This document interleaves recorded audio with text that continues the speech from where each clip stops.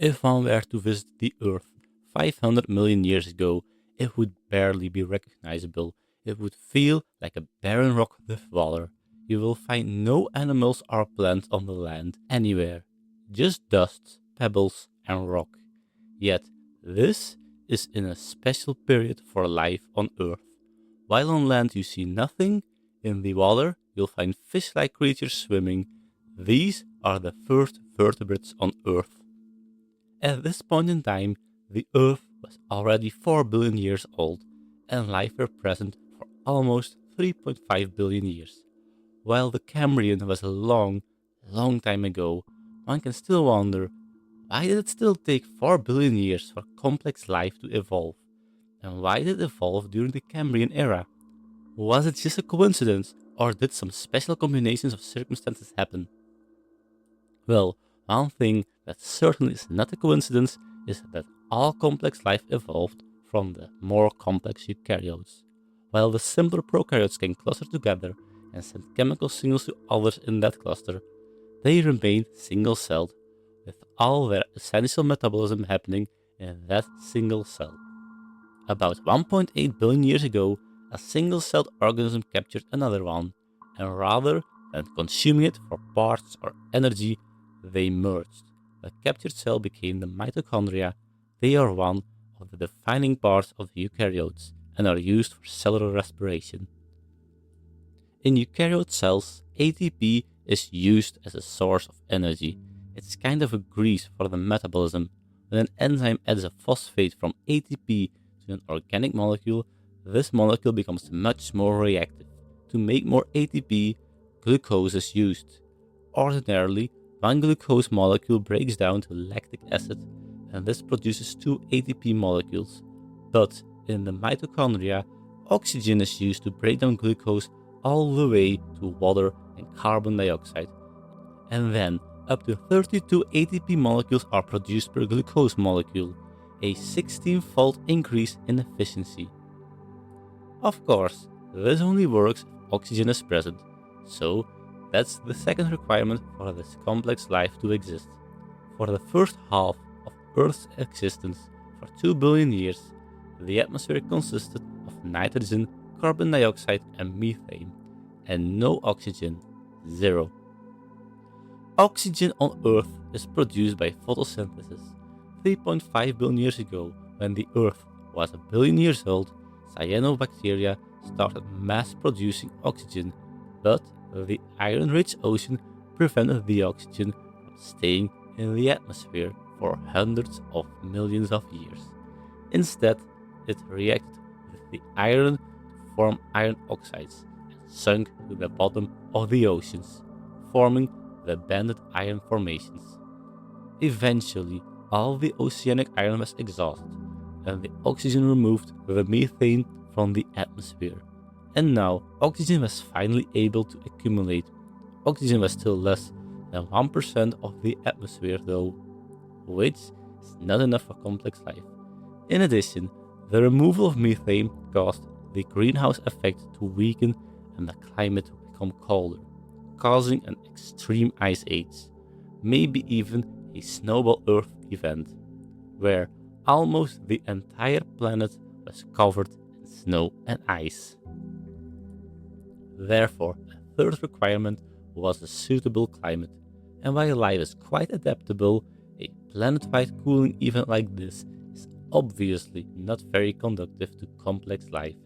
The Euronian glaciation, which happened when oxygen first stayed in the atmosphere, lasted for 300 million years. During this period, volcanic activity slowly introduced extra carbon dioxide into the atmosphere. Slowly, the greenhouse effect became stronger again, and more normal temperatures were experienced on Earth.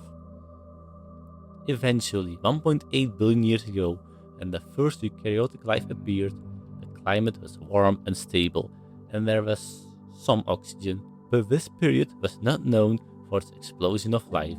Instead, it was the start of the boring billion, a billion-year period on Earth where not much happened. The geology, climate, and ecology all appeared to be very stable.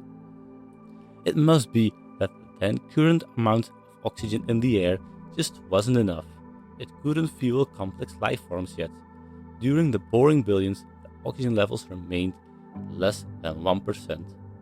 A bit over a billion years ago, another merger occurred, similar to the merger that gave rise to the mitochondria in the eukaryotes. This time, a cyanobacteria was captured. This gave rise to the chloroplasts in plants. By the end of the boring billions, green and red algae appeared in the oceans, the ancestors of current plants, and oxygen levels were rising again. With oxygen levels now higher, sadly, the climate became colder again. As the boring billions ended, the ice age during the cryogenian era started. A second Snowball Earth event occurred. For 70 million years, most of the Earth was once again covered by snow and ice, with only a thin line around the equator possibly ice-free. Earth as a whole was as biologically productive as Antarctica today. But Antarctica is not dead, and the Earth during the cryogenian era was not dead either. Some sunlight can still penetrate the ice if it's not too thick, and water underneath remains liquid, protected by the ice from the cold surrounding the Earth. The algae could still do photosynthesis, and other small life forms were feeding on these algae as well. Small, single-celled, but complex eukaryotes. But the cryogenian era didn't last forever. As the ice sheets melted once more, the Ediacaran era started, and in the second half of the Ediacaran, we see larger life forms, the Ediacaran biota. This is a sea pen. It kind of looks like a plant, but it's not green and does not do photosynthesis. This is an animal, a cnidarian, family of the jellyfish, but it is mostly immobile and a filter feeder. It filters small algae out of the ocean water. This is Dickinsonia, another animal from the late Ediacaran, likely related to the jellyfish as well. The ocean was also inhabited by sponges at this time. Complex animals already inhabited the ocean before the Cambrian Explosion. However, they lived much more passive lives than what we're used from animals. They were attached to the seafloor and waited for their food to come to them. They had no senses, no nerves, and no reactions. So, what changed as the Ediacaran turned into the Cambrian? The most likely answer is the eye. Before the Cambrian, most life forms had detectors to distinguish light and dark. But at the start of the Cambrian, animals with more advanced forms of light detection started to appear. The animals added multiple light detectors close to each other, which allowed them to see shapes.